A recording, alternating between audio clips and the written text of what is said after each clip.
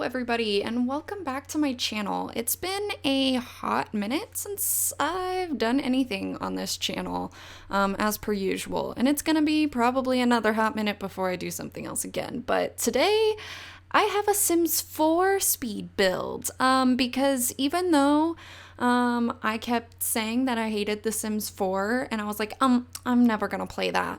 I started getting packs and now I like it. So I've been playing a lot of The Sims 4. In fact, I haven't touched The Sims 3 in months. I feel like a traitor. But this speed build, it's kind of like just a family country home. I don't know. I kind of wanted to branch out and try like a different shape of a home. And I was like, oh, maybe like an L shape, like a diagonal thing in the middle. We'll see. Okay, anyway. So I tried it and I had to do quite a bit of fiddling, which you're going to see with like the roofs and everything. I left pretty much everything in, so that's why it's so long, but it's sped up literally 1,200 times faster than how I actually built it. So it's really fast, but everything's in there, which personally I like. I like to see everything. So anyway, it turns out to be kind of a cute little house. The upstairs floor plan is super funky. So again, I'm bad at doing upstairs floor plans. So if anyone can go in and fix it, that'd be great. It is on the Sims gallery, the Sims 4 gallery. My origin ID is godissagirl, all one word. So you should be able to find that, plus everything else that I'll be building and have built and all that fun stuff. I did not stream all of this, but I did stream some of it once I got into like the furnishing and the decorating. I do mostly stream. It's really hard for me to like sit down and film a video, because I'm like, well, I could be streaming right now. Like I could be chatting with my friends and like working on something for my stream and stuff like that. So anyway, that's about where I'm at with that. But basically, I've had a lot going on as well. I'm working a full-time job. I'm streaming, because, like, I think pretty much everyone would be, I did cut out me fiddling with the front porch because I just kept trying things that weren't working. But anyway, because I feel like anyone who streams, like, could honestly say, if this became a living for me, like, if I could make enough money to pay the bills, pay rent, or my mortgage, like, support myself and any of my dependents, plus, like, live comfortably off of streaming, I think pretty much every streamer would say that they want that, and that that's a goal for them. So for me, like, I'm not going to pretend that I'm not going to be actively looking towards making Twitch a job. That is something that I definitely want to do, especially with my fiance, which I'll get into the engagement story here in a minute. Being in the military, like, he's definitely going to get orders within the next year. So we're probably going to be moving within the next year. And I've had so much trouble finding jobs as it is that, it would be so nice for me to be able to work from home so that I always have a stable job. As long as I have a good internet connection, I have my computer, then I have a job. That's one of the main reasons why it's a goal for me. Plus, like, I can't see myself being happy in a regular job for the rest of my life, in like what's considered a normal job. And I love streaming so much. I found like friends through there. I found a community and everything.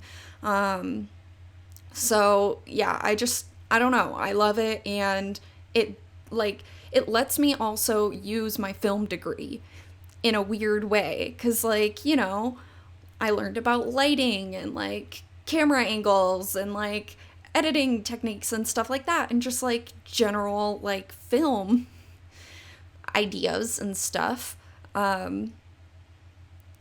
through my school, through my degree and everything, and now I'm using that on a regular basis with Twitch.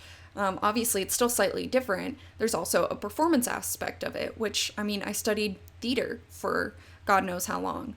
So, you know, like, it's all, like, it all seems to, like, come together with Twitch for me, which is super awesome.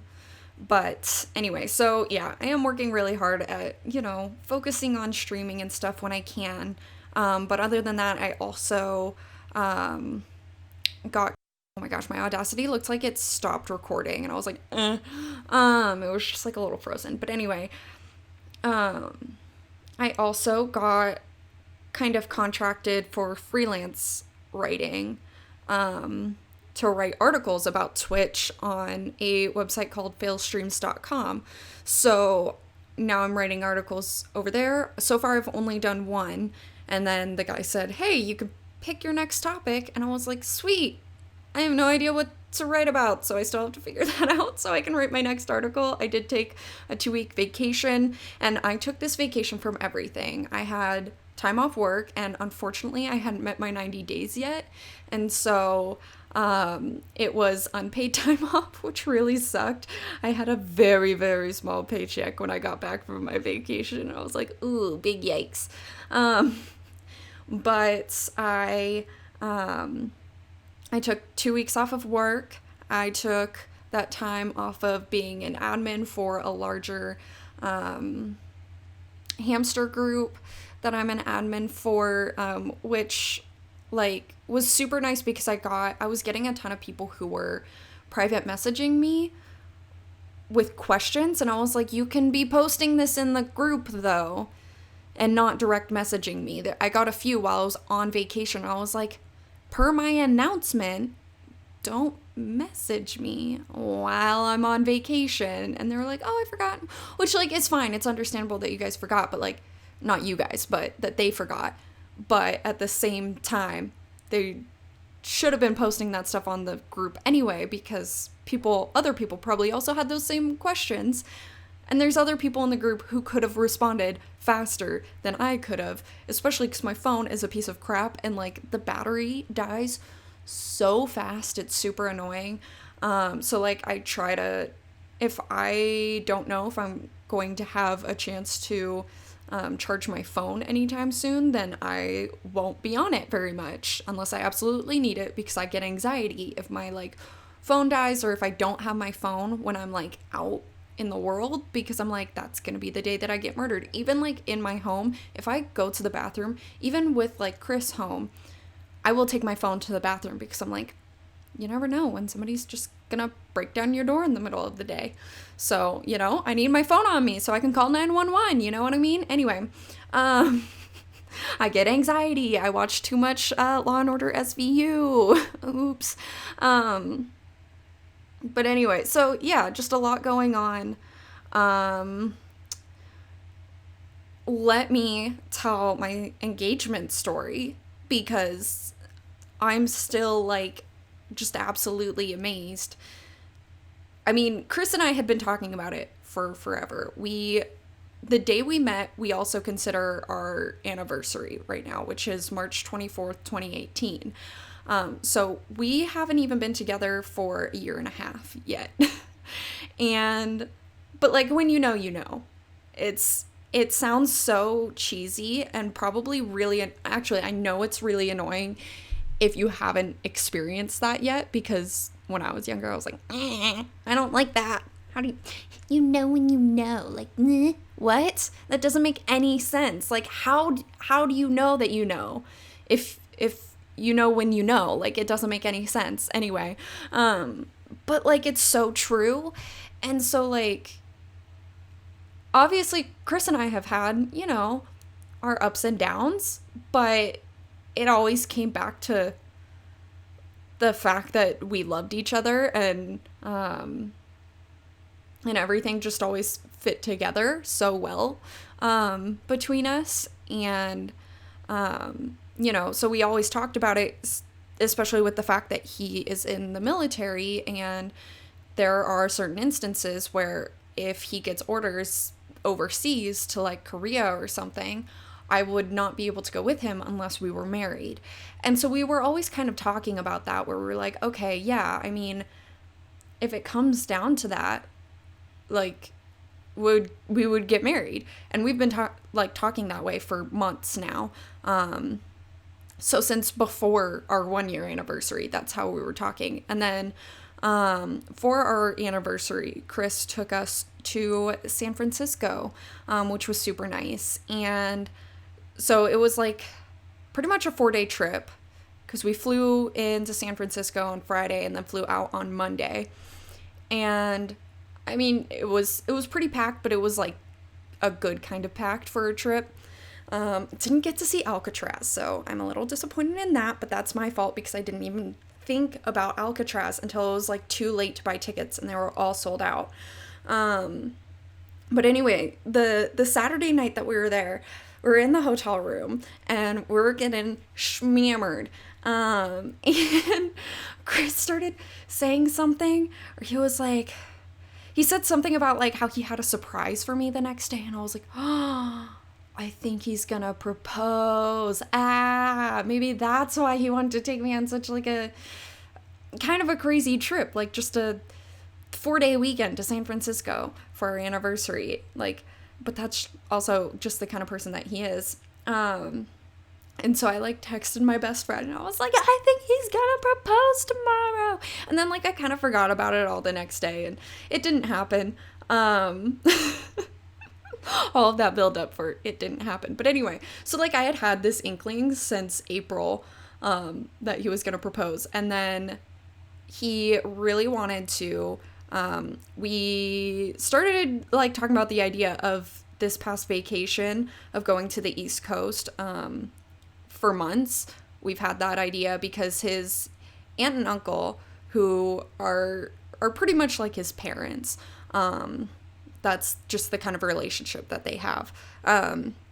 His aunt and uncle live in Virginia, and then his dad and his best friend and his best friend's family, who he considers family pretty much, are all in Massachusetts. And so we were going to do a trip to Virginia and Massachusetts so that I could meet his family and his family could meet me. And so we flew into Virginia on a red eye and got there 4th of July morning. And then, so Saturday, because 4th of July was a Thursday, so Saturday we went to DC, and literally it was so hot that day. It was like 90 something degrees, super humid, so we're all like sweaty and sticky. And we went to the National Archives building. I stole the Declaration of Independence. Just kidding. I bought a $7 tiny copy of it and I hung it up in my office at work. But I felt like Nick Cage, so that's good. We like saw a couple other things in DC, and then he wanted to go to these gardens. Dumbarton Oaks, it's like this mansion that was like gifted by like some society group or whatever at Harvard. I don't know. Anyway, but it was super pretty, and there weren't that many people there because it was hot as balls. It was so flippin' hot. And so we like get to this one part, and it's literally called the Lilac Circle, which I think is funny because we met and live in Spokane, which is called the Lilac City. Obviously there were no lilacs because it was July and lilacs bloom in the spring, but anyway, so we get to this like Lilac Circle, and there's like nobody around. It's like really private, and there's like this little stone bench, and he goes, "Hey, do you want to sit down?" And I was like, I mean, yeah, sure, why not?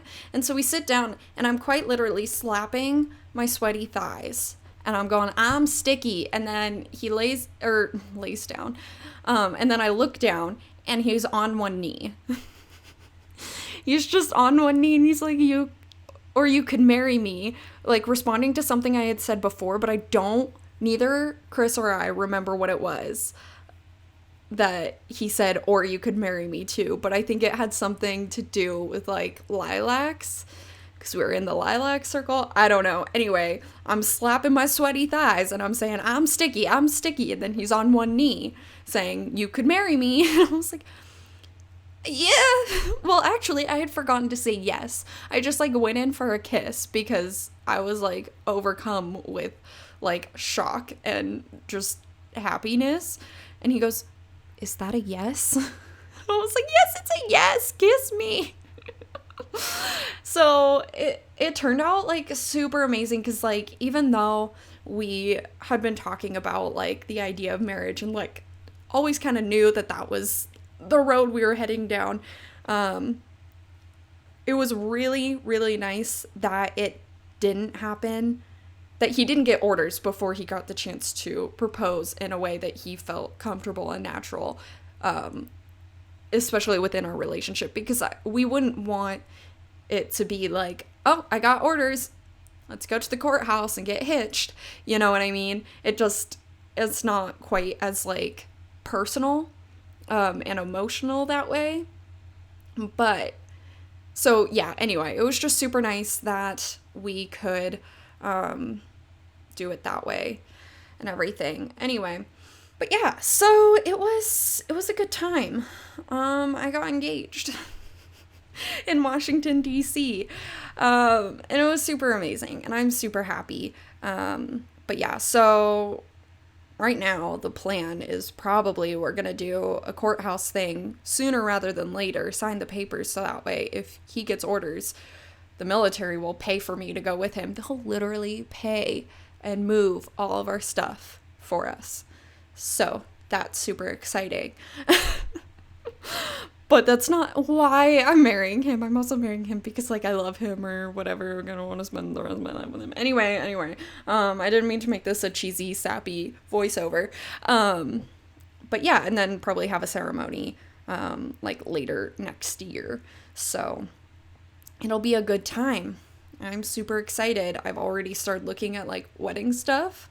I have wedding fever. I don't get baby fever because I don't like babies.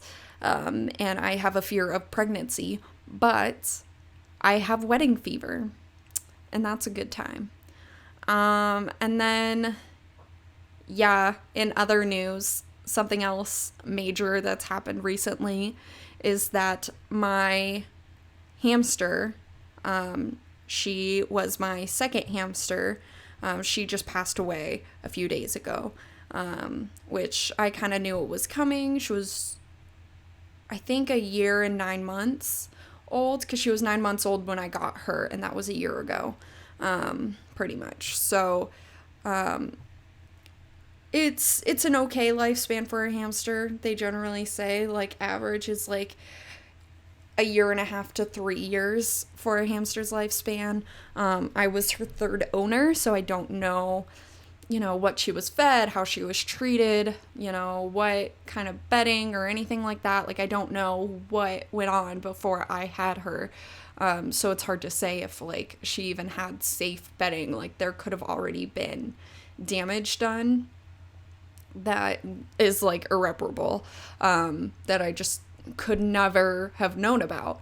But yeah, so I also noticed that, her activity level was like very much decreasing the few days before she passed. But I am very, I guess, relieved that she didn't pass away while I was on vacation.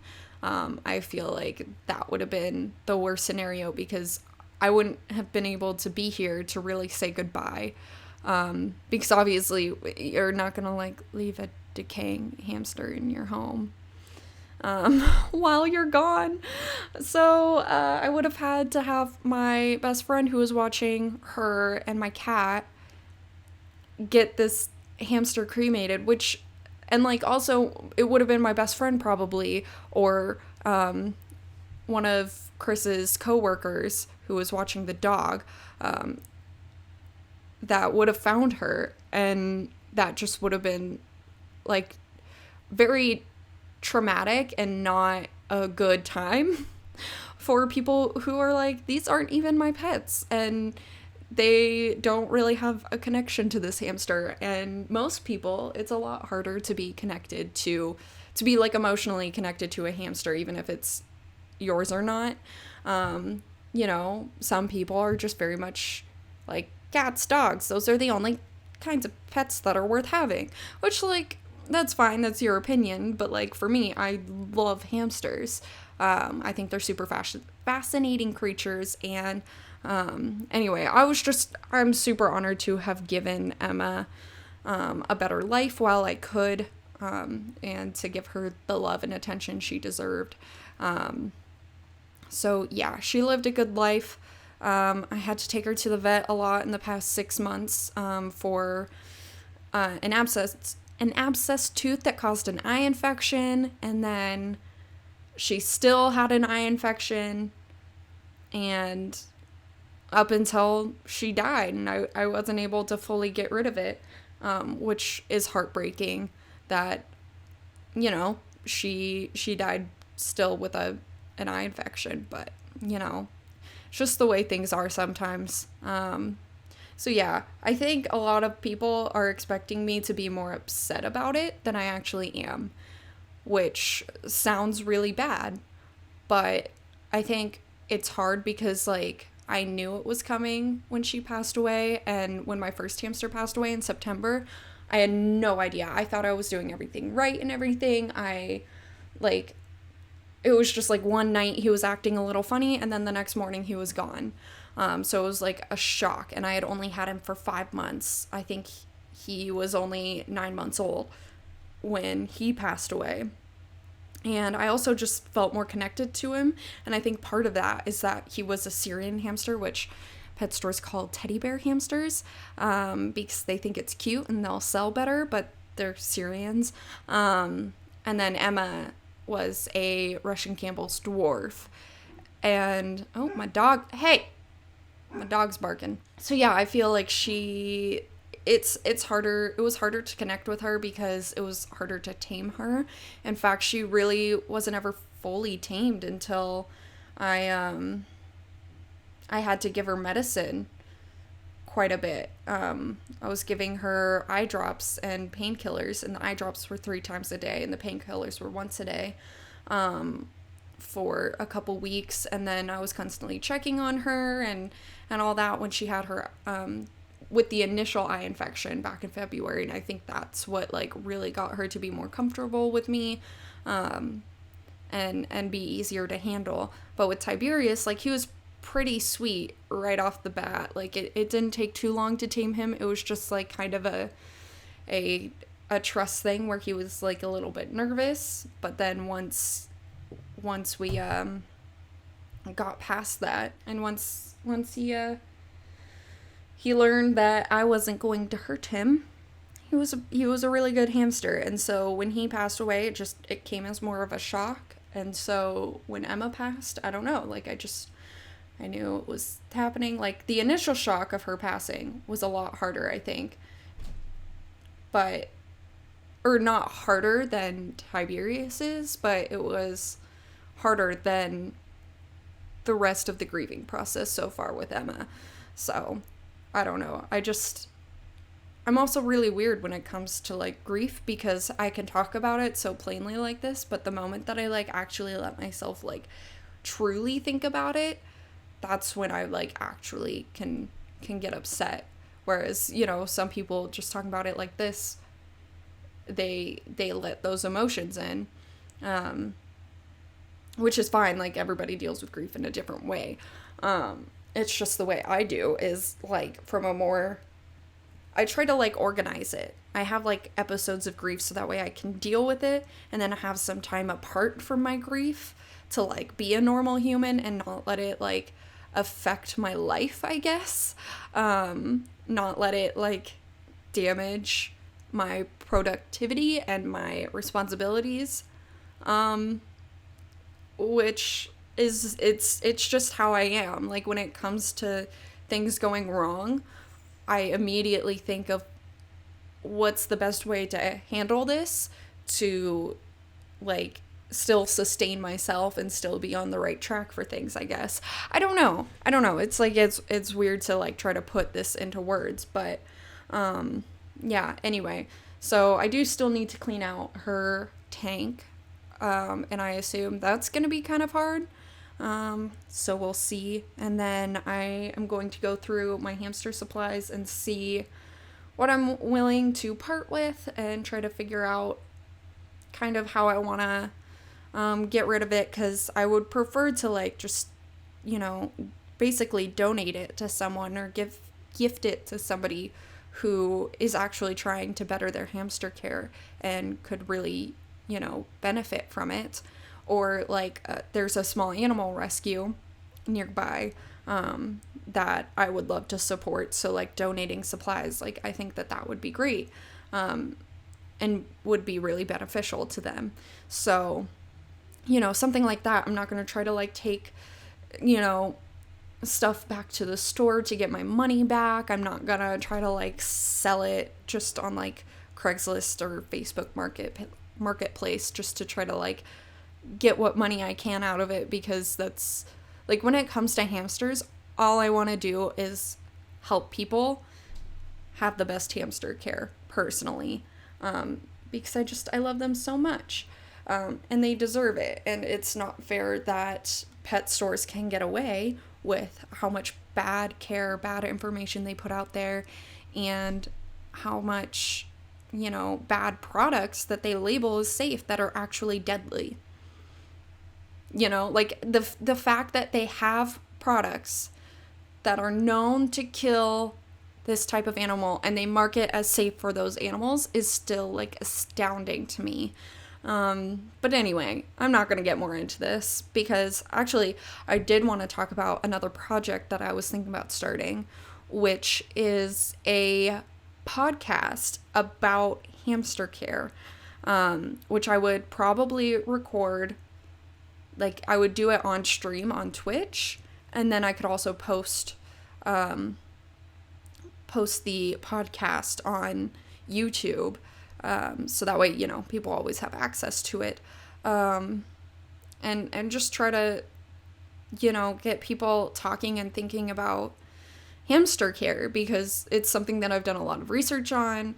I'm not saying I'm an expert by any means, but I have done a lot of research on it, and I'm constantly trying to learn and to educate myself even further on this animal and their care. Oh my gosh, we're getting to the end of this speed build. I almost forgot. Also, by the way, in the very back corner, that like circle of bushes, I imagined a fire pit there, but I don't have, what is it, backyard retreat, outdoor retreat, something like that, so I don't have a fire pit. But anyway, that's it for today. I can't believe I just talked for 30 minutes straight. Let's hop into some screenshots. Thanks all for hanging out. Feel free to give a like and pop a subscribe in if you like this content and you want to see more.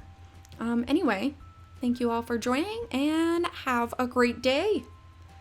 Goodbye!